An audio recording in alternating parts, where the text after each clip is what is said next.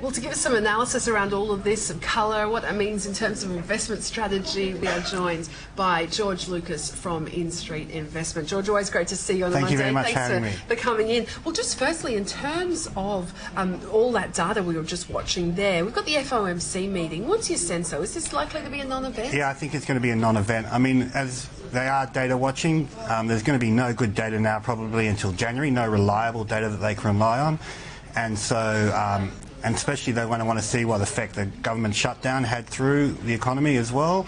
And so they'll just have to be, you know, we expect them to be on hold now probably until the first quarter, which probably means to March next year that they'll be on hold, and they'll just maintain their current bond buying purchases. So the meeting's likely to be a non-event. In terms of, I guess, the data that we can get full access to, like the private surveys and the corporate earnings, do you get any sense, though, that perhaps the economic recovery is on track, it is okay, and maybe that means that tapering is going to have to happen at a, I guess, a faster pace when it does happen? Well, from a corporate earnings point of view, at the moment the corporate earnings, you know, the season started off a little bit slow, but the recent numbers that have come out have actually improved the earnings, and we've actually seen top-line revenue growth now catching up to earnings growth. So we have an earnings growth at about 4.3% and top-line revenue growth at 4%, which is what really the market was looking for. And as more and more companies report, because we've only really done about 50% of the S&P 500, we're seeing these top-line numbers improve for the, you know, the overall market. So from an earnings point of view, there's a lot of support for the market.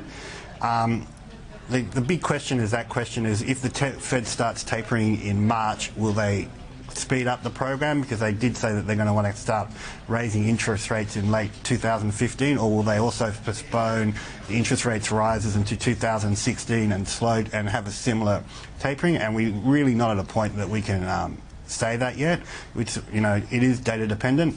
And the other thing we have to be careful about is the S&P 500 is a global market. It's not really. So a lot of the earnings are generated from offshore.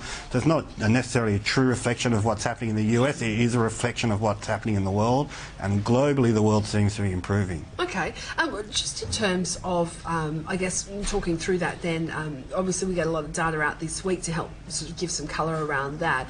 So your sense then is what, Europe stabilised, China, the growth stabilised there, yeah, Japan? So Europe obviously stabilised. It's not going to come out of the box like the US has. It's not going to recover as quickly. Countries like the UK and Germany may, but not the whole of Europe as a whole. You know, France, Spain, Italy are still going to be very sluggish in their recovery. From China point of view, you know, we still see the growth between the 7.5% to 8%. We don't think we're going to get above 8%, so we don't see growth momentum continuing to pick up. We just see the growth stabilising there in China.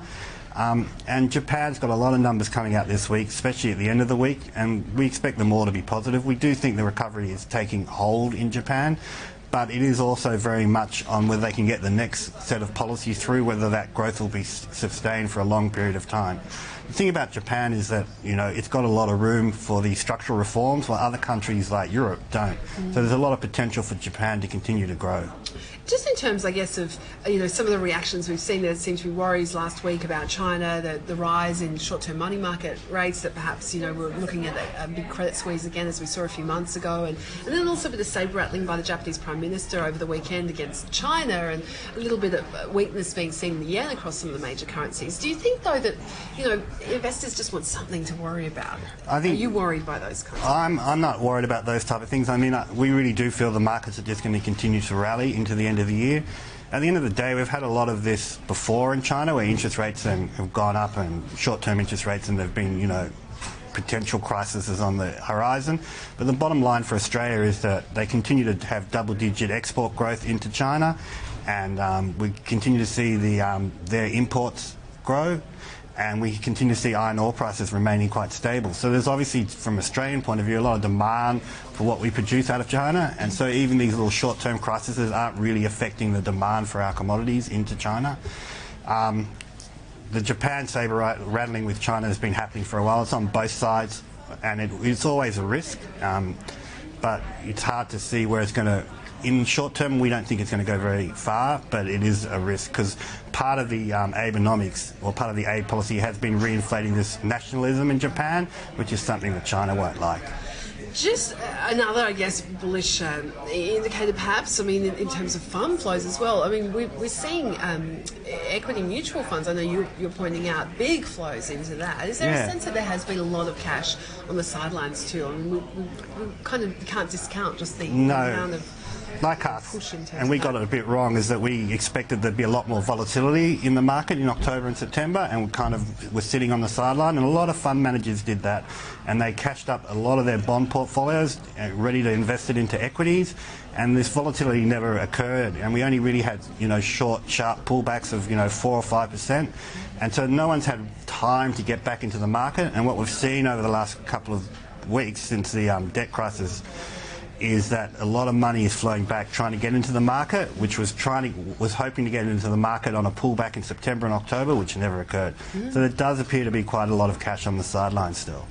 Do we need to start worrying about inflation globally yet from all of the stimulus? I mean, I know it was something that was, you know, has been sort of pushed out, saying no, it's, you know, at the moment forget about it. But I mean, is it something that we do need to start to? I think it's something we have to focus on, especially here in Australia, because one of the reasons that the RBA was cutting rates was because they were worried about the employment situation, and the employment situation in Australia doesn't seem to be as bad as everyone expected. And the last employment report actually showed there was a bit of a stabilisation in the employment situation here in Australia.